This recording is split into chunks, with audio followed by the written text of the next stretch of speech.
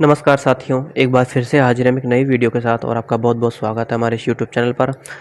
साथियों, हिंदी साहित्य का इतिहास हम पढ़ रहे थे, जिसमें पिछली क्लास तक हमने रासो साहित्य कंप्लीट कर लिया है। तो आज की इस क्लास में हमारे आदिकाल की कुछ अन्य रचनाएं और कवि हैं, उनको भी हम अध्ययन करेंगे। तो आप सभी से रिक्वेस्ट है कि वीडियो को शुरू से लेकर आखिर तक जरूर से जरूर देखें, अपने सभी साथियों के साथ शेयर करें। अगर आपने हमारे चैनल को सब्सक्राइब नहीं किया तो चैनल को सब्सक्राइब जरूर करें। तो आइए शुरुआत करते हैं आज की इस क्लास को। तो देखिए साथियों, आज की इस क्लास में हम चर्चा करेंगे आदिकाल की कुछ अन्य रचनाएं हैं और अन्य कवि हैं, इनके बारे में। तो सबसे पहले है संदेश रासो। देखिए, संदेश रासो के रचयिता अब्दुर रहमान यानी कि अदम मान है। तो इसको आपको क्या करना है, नोटबुक में लिखना है संदेश रासो। और किसने लिखा है, तो अब्दुर रहमान, जिसे मान भी कहा जाता है, ये आपको लिख लेना है। ये अपभ्रंश का महाग्रंथ है। तो अपभ्रंश का महाग्रंथ किसे कहा गया है, संदेश रासो को। इसमें ऐतिहासिकता के साथ साथ साहित्यिक छटा भी बिखरी पड़ी है।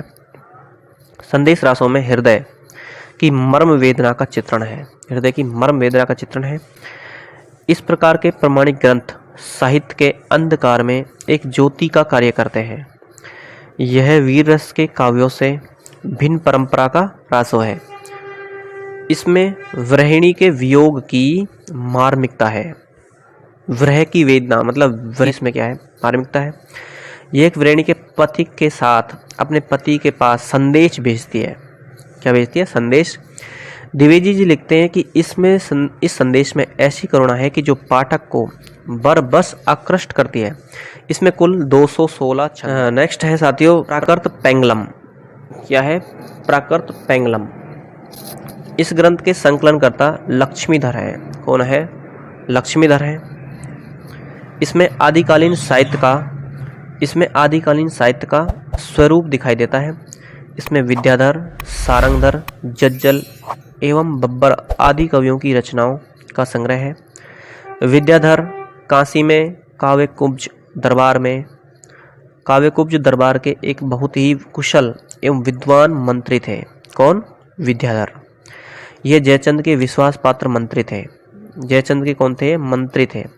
दूसरा महत्वपूर्ण कवि सारंगधर है। इन्होंने एक सुभाषित ग्रंथ की रचना की। सुभाषित ग्रंथ की रचना किसने की, तो सारंगधर ने। और सारंगधर ने एक और ग्रंथ लिखा था, मैं पिछली क्लास में पढ़ा था, हम्मीर रासो। ठीक है, ध्यान रख लेना, जो सारंगधर पद्धति के नाम से प्रसिद्ध है। शुक्ल जी ने इसी सारंगधर के द्वारा रचित हम्मीर रासो की चर्चा की है। शुक्ल जी ने किसकी चर्चा की है, हम्मीर रासो की, जो किसके द्वारा रची गई है, सारंगधर की। तीसरा महत्वपूर्ण जज्जल नामक कवि है। जज्जल भणई पद से राहुल जी इसे जज्जल कवि की रचना माना गया है। जज्जल भणई, तो राहुल जी ने इसको क्या माना है, जज्जल कवि। अब देखिए, इन्होंने जज्जल ने एक क्या लिखा है, हमीर कज्जू जज्जल भणई कोहानल मोहम्मद जलऊ। तो ये पंक्ति आपको ध्यान रखनी है, ये पूछी जा सकती है पेपर में। ठीक है, आगे देखिए। चौथा महत्वपूर्ण कवि बब्बर है। चौथा कौन है, बब्बर। यह 11वीं शताब्दी का कवि है। 11वीं शताब्दी का कवि है। यह राजकर्ण कलचूरी के दरबारी कवि थे। इसका निवास स्थान त्रिपुरी था। त्रिपुरी। इनका कोई विशिष्ट ग्रंथ नहीं मिलता है। किसका, बब्बर का। प्राकृत पेंगलम का एक प्रमाणिक ग्रंथ है।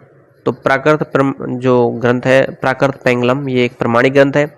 इसलिए आदिकाल हिंदी साहित्य की प्रवृत्ति का अध्ययन करने के लिए इसका अत्यधिक महत्व है।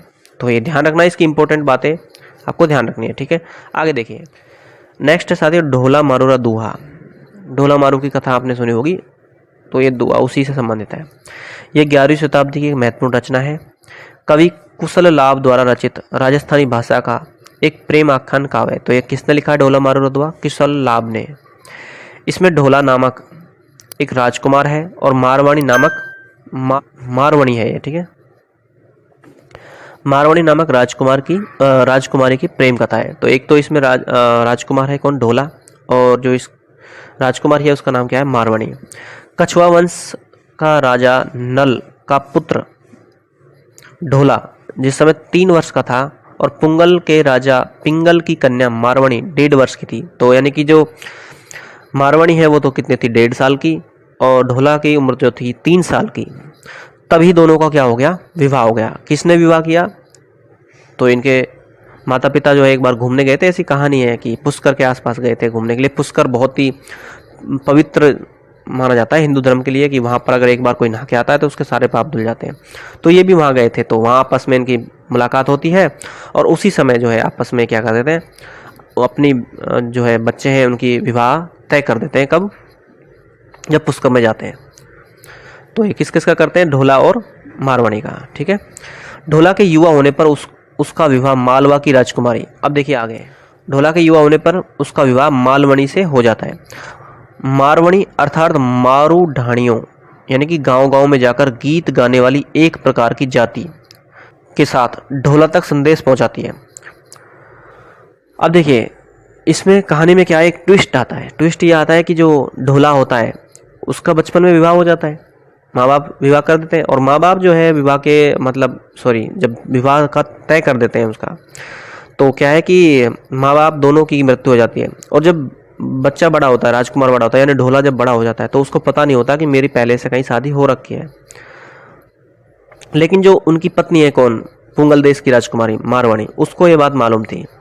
तो उसने संदेश ही भेजे थे, और जो ढोला था उसने क्या किया, जब जवान हो गया तो उसने दूसरी लड़की से शादी कर ली, दूसरी राजकुमारी से, जिसका नाम था मालवणी। मालवणी और मारवाणी, तो उसने किससे शादी कर ली? मालवणी से। अब जो पुंगल देश की राजकुमार थी जिस मारवाणी, तो वो क्या करती थी, ढाडियों के हाथ, ढाडी होते थे, मतलब उस समय क्या कि गीत गाने वाले लोग होते थे, एक जाति होती थी जिसको ढाडी कहा जाता था। तो वो क्या है, संदेश भेजती थी। लेकिन वो संदेश जो है वो सीधा राजा के पास नहीं जाते थे। कौन रोक लेती थी? मालवणी, जो उनकी जो अभी की पत्नी थी, तो उनको वहीं पर फाड़ करके फेंक देती। तो इस तरह से ढोला को जो है वो संदेश नहीं पहुंचते थे। लेकिन बाद में एक टाइम पर ढोला को पता चल जाता है और फिर वो उसको लेकर आता है। ये कहानी आपने सुनी होगी, तो उसी की कहानी है। तब ढोला अपनी मारवाणी यानी कि मारू को लेने के लिए पुंगल देश जाता है, और तब मारू से मिलन होता है। ढोला मारू रधुआ आज भी अत्यधिक लोकप्रिय है। ये श्रृंगार रस का काव्य है। तो ये कौन से रस का काव्य है? तो श्रृंगार रस का। इसमें भाव गंभीर्य और राजस्थानी भाषा का परिष्कृत रूप, परिष्कृत का मतलब होता है शुद्ध रूप, देखने को मिलता है। साहित्य में यह उक्ति प्रचलित है, सोरठियो दुओ भलो भती मरमरी बात, जौवन छाई धन भली तारा छाई रात। तो ये आपको ये पंक्तियाँ भी ध्यान रख लेनी है, कई बार पूछ ली जाती हैं। ठीक है, आगे देखिए जो है वो है खुसरो की पहेलियाँ। खुसरो अपने आप में बहुत इंपॉर्टेंट है, बहुत ज़्यादा इंपॉर्टेंट है खुसरो, अमीर खुसरो। खुसरो का वास्तविक नाम अबुल हसन था। तो इनका वास्तविक नाम आपको ध्यान रखना है, क्या था? अबुल हसन। खुसरो इनका उपनाम था। इनका जन्म पटियाली गांव, जिला एटा, यूपी में हुआ। इनका समय गुलाम वंश से लेकर तुगलक वंश तक रहा। ये विनोदी स्वभाव, मिलनसार एवं उदार व्यक्ति थे। इनमें सांप्रदायिक कट्टरता नहीं थी, यानी कि इनमें जाति पाति का जो भेदभाव उनके लेकर को जो था वो सब इनमें नहीं था। निजामुद्दीन औलिया इनके गुरु थे। तो इनके गुरु का नाम क्या था? निजामुद्दीन औलिया। इनको गुरु औलिया की मृत्यु के समाचार मिले तो उनकी कब्र के पास पहुंचे और कहा, गोरी सोवे सेज पर मुख पर डारे केस, चल खुसरो धर आपने रैन भई चौदेश। ये बड़ी शानदार और पॉपुलर लाइन है। सीधे सीधे जब हम इन लाइनों, अब इनका देखो अर्थ, जब हम इन लाइनों को सीधा देखते हैं ना ऐसे कैसे, तो ऐसा लगता है कि एक गोरी है, एक खूबसूरत महिला है, वो पलंग पर या बेड पर सो रही है, मुख पर उसने क्या डाल रखे हैं? अपने चेहरे पर केस, यानी कि उसकी सुंदरता और ज़्यादा निखार आ रहा है। चल खुसरो घर आपने, अब भाई वो तो सो रही है तो अब क्या करें, हम अपने घर पे चलो। रैन बहु चौदेश, यानी कि अब जो है चारों तरफ क्या छा गया? अंधेरा छा गया। तो ये तो इसका सीधा अर्थ है, लेकिन वास्तविकता में जो अमीर खुसरो है उन्होंने ये पंक्तियाँ क्यों लिखी, इसका वास्तविक अर्थ क्या है वो देखिए। वास्तविक अर्थ यह है मित्रों, जो अमीर खुसरो जी ने जो अपने गुरु की मृत्यु हो जाने पर जो ये इसकी रचना की थी, तो इसका अर्थ यह है कि जो मेरे जो प्रिय हैं, मेरे प्रिय मतलब मेरे गुरु, मेरे प्रिय गुरुजन जो हैं, अब वो सैया पर यानी सेज पर यानी बिस्तर पर लेटे हुए हैं और मुख पर डारे केस, और उन्होंने इसका अर्थ ये मुख पर डारे केस यानी कि अब उन्होंने इस संसार से क्या कर लिया है? पर्दा कर लिया है।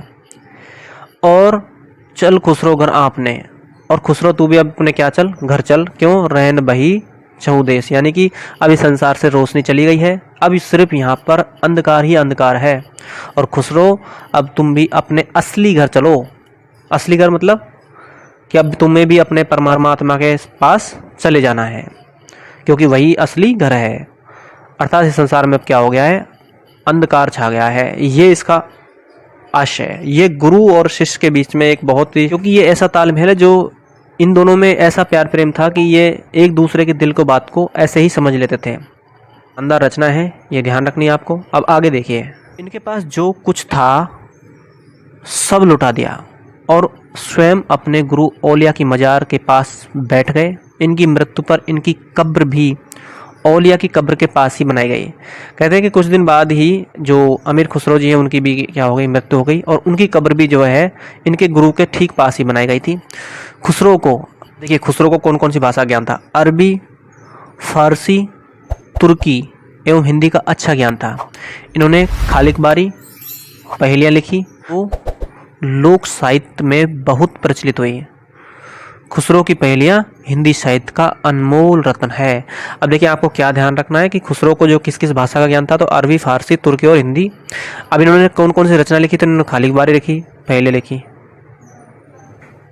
आगे देखिए, अब देखिए इनकी जो पहेलियाँ हैं, शानदार, बड़ी शानदार शानदार पहेलियाँ लिखी हैं। कौन सी पहेलियाँ, आप देखो इनकी, देखो पहेलियाँ कुछ दी हुई है यहाँ पर।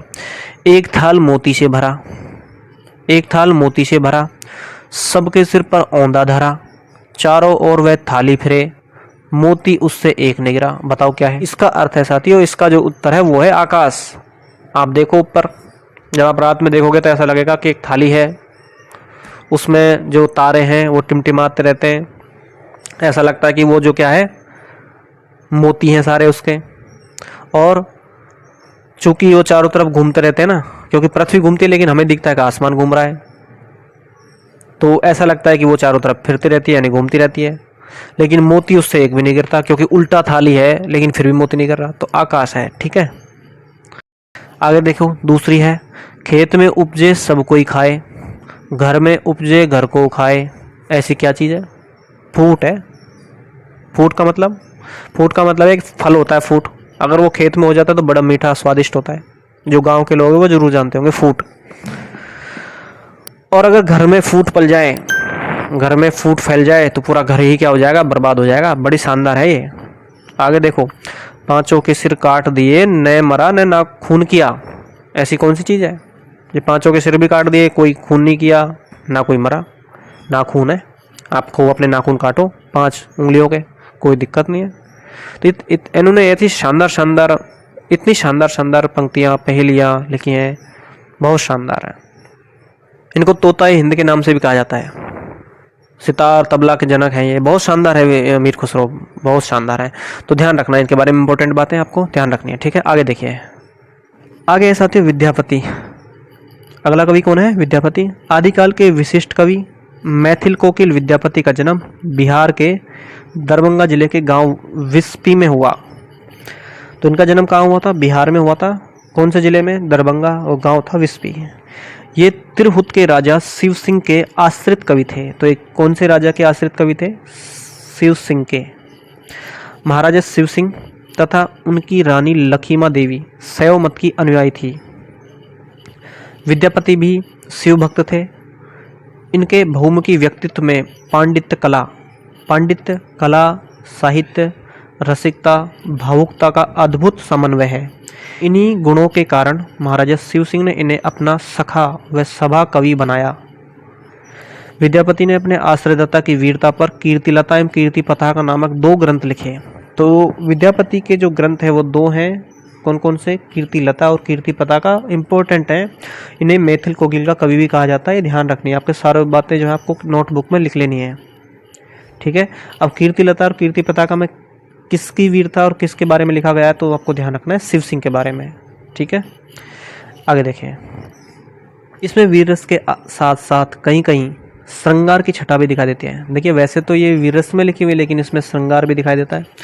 इन कृतियों में अपभ्रंश के स्थान पर अवट भाषा का प्रयोग किया गया है। अतः ये दोनों अवट भाषा के ग्रंथ हैं। कहते हैं कि रानी लखीमा देवी के कहने पर इन्होंने राधा कृष्ण की भक्ति के रूप में विद्यापति पदावली की भी रचना की है। इसमें माधुर्य भाव भरा संगीत है, इसी कारण इनको अभिनव जयदेव भी कहते हैं। तो आपको ये ध्यान रखना है कि जो इनकी रानी थी उसकी शिव सिंह की, लखीमती देवी, उन्होंने कहा था कि भाई आप राधा कृष्ण की जो है भक्ति के ऊपर भी कुछ लिखो। तो उन्होंने क्या लिखा था, विद्यापति पदावली लिखी थी रचना इनकी, जिसमें कौन सा भाव है, तो माधुर्य भाव। इसीलिए यानी कि इन्होंने जो विद्यापति पदावली लिखी थी, इसीलिए इनको क्या कहा जाता है, अभिनव जयदेव कहा जाता है। ये ध्यान रखना है, ये आपको नोटबुक में लिखना है। आगे देखिए, विद्यापति पदावली के कई विद्वान भक्ति रस की न मानकर श्रृंगारिक मानते हैं। तो कुछ विद्वान क्या मानते हैं, उनको भक्ति का नहीं मान करके श्रृंगार का मानते हैं। श्रृंगारिक कवि मानने वाले विद्वानों में आचार्य रामचंद्र शुक्ल, राम वृक्ष बेनीपुरी, डॉक्टर राम कुमार वर्मा, इनका एक उदाहरण दृष्टव्य है। तो इनको जो ये मानना है कि ये भक्ति में नहीं है, श्रृंगार में है। और ऐसे मानने वाले कौन कौन है, तो आचार्य शुक्ल जी, बेनीपुरी जी और डॉक्टर राम कुमार वर्मा जी। अब इन्होंने देखिए क्यों ऐसा कहा है, इन्होंने उदाहरण भी दिया है। देखिए उदाहरण, कामिनी करिए सनाने, हे तही हृदय हने पंचबाने, चिकुर गरिए जलधारा, जनिमुख सनी उवे रोवे अंधारा। तो इन पंक्ति के आधार पर जो है, ये पंक्ति आपको क्या है, थोड़ा ध्यान रख लेनी है, ऊपर की एक लाइन। तो इन पंक्तियों के आधार पर जो ये तीन जो विद्वान हैं, इन्होंने कहा है कि ये जो इन्होंने भक्ति रस की जो कवि पदावली लिखी है, ये भक्ति रस में नहीं है बल्कि किसमें, श्रृंगार में है। ठीक है, आगे देखिए। इसे देखते डॉक्टर राम कुमार वर्मा कहते हैं कि विद्यापति के बाह्य संसार में भगवत भजन कहाँ, इस वये संधि में ईश्वर कहाँ, सद स्नाता में ईश्वर को से नाता कहाँ, अभिसार में भक्ति का सार कहाँ। किंतु कुछ विद्वान इनको भक्ति कवि मानते हैं। कुछ विद्वान को क्या मानते हैं, भक्त कवि।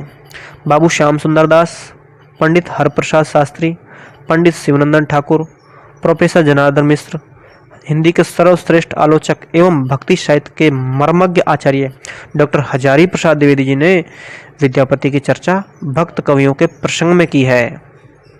इन कवियों को यह मानना है कि ये क्या है, ये भक्ति रस की ही इनकी कविता है, या भक्त कवि में ही आते हैं, श्रृंगार के कवि नहीं है। ये कौन मानते हैं, तो ऐसा मानने वाले आपको ध्यान रखना है। एक तो बाबू श्याम सुंदर दास है, पंडित हर्ष शास्त्री है, शिवनंदन ठाकुर है, हजारी प्रसाद द्विवेदी जी हैं, ये आपको ध्यान रखना है। उनकी पदावली को धर्म ग्रंथ एवं भक्ति साहित्य में नई प्रेरणा देने वाला माना है।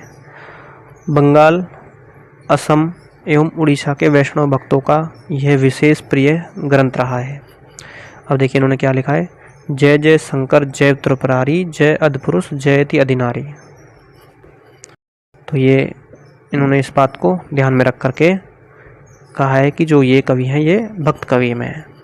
आगे देखिए, कहते हैं चैतन्य महाप्रभु विद्यापति के पद गाते गाते बेहोश होकर गिर जाते थे। ये चैतन्य महाप्रभु जी कहते हैं कि इन्होंने ऐसा लिखा कि गाते गाते जो बेहोश हो जाते थे। इसलिए तो विद्यापति की पदावली चैतन्य संप्रदाय में धार्मिक ग्रंथ के समान पूजित है। पूर्वी भारत में वैष्णव संप्रदाय में विद्यापति के पदों का भक्तिपरक भजनों के रूप में ग्रहण होना भक्ति भावना का प्रमाण है। विद्यापति आदिकाल के उत्तरार्ध में संक्रांति काल के कवि होने के कारण विगत और अनागत युगों के साहित्य का सहज प्रतिबिंब इनके काव्य में परिलक्षित होता है। नेक्स्ट अपना टॉपिक है आदिकाल का गद्य साहित्य। तो ये तो थे जो हमने अभी तक पढ़ा है, ये आदिकाल के अन्य कुछ रचनाएं थी, अन्य महत्वपूर्ण कवि थे।